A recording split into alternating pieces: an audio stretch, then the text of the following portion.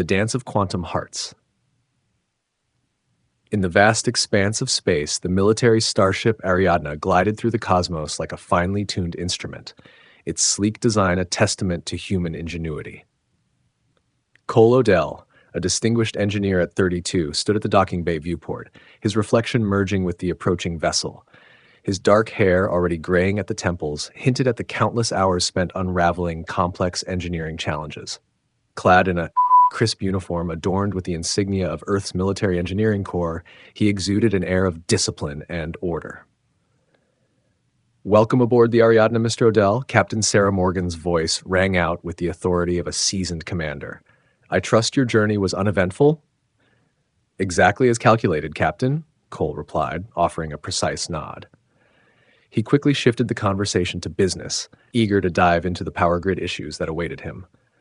"I've reviewed the preliminary reports. The sooner I can begin diagnostics, the better." A ghost of a smile crossed Morgan's face. "Straight to business, as always.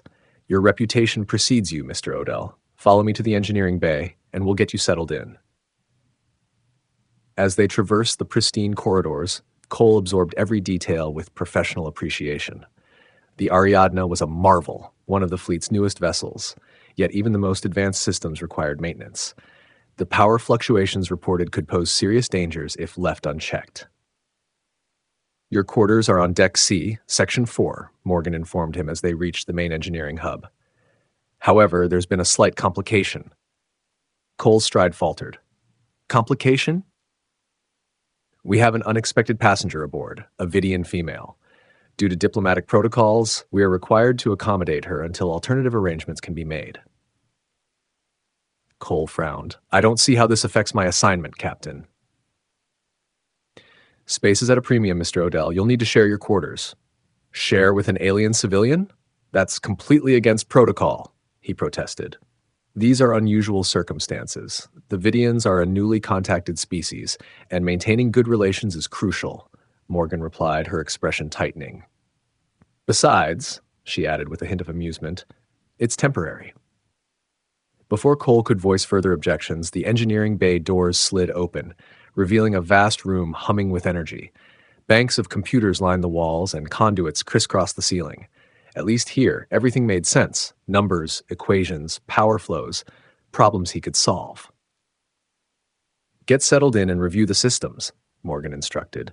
"Your access codes have been uploaded." And Mr. Odell, try to be diplomatic about the quarters situation. Cole immersed himself in diagnostic data, losing track of time as the engineering crew worked around him. The power fluctuations were more complex than initially reported, subtle variations in the quantum matrix that shouldn't have been possible with current technology. "Fascinating," he muttered, fingers flying over the holographic interface. Suddenly, a musical voice shattered his concentration. "Something smells wonderful in here." Cole looked up to find the engineering crew frozen in place, all eyes fixed on the doorway. For the first time in his life, Cole Odell forgot about numbers entirely. The woman who entered seemed to float rather than walk, her skin a subtle shade of green that shifted like sunlight through leaves. Her deep purple eyes sparkled with curiosity, and long silver-white hair cascaded down her back in elaborate braids interwoven with tiny crystals. "I'm looking for Cole Odell," she announced, her accent musical and strange. "The nice captain said he's my new roommate." Cole's throat went dry. This had to be some sort of mistake. The Vidians were rumored to be a race of natural empaths and enchantresses, their very presence capable of affecting the emotional states of those around them. How was he supposed to work under these conditions? "I'm Odell," he managed, standing straighter. "And you are?" "To Viridiana, but please call me Tali. Everyone does." She extended her hand in a practiced imitation of human greeting. "I'm so sorry about the mix-up with quarters. I was supposed to be on a transport to Centaur Prime, but somehow ended up here instead. Isn't it funny how the universe works?" Cole didn't find it funny at all as he reluctantly took her hand. A wave of warmth like sunshine flowed through him, and he dropped her hand quickly, taking a step back. "I need to finish these diagnostics," he said stiffly. "Perhaps we can discuss arrangements later." "Oh, of course. Don't let me interrupt your work. I just wanted to introduce myself properly. She turned to leave, but paused. Although that's interesting. Despite himself, Cole asked, "What's interesting?" Gestured to his holographic displays. Those energy patterns, they look like the meditation waves we use in our culture.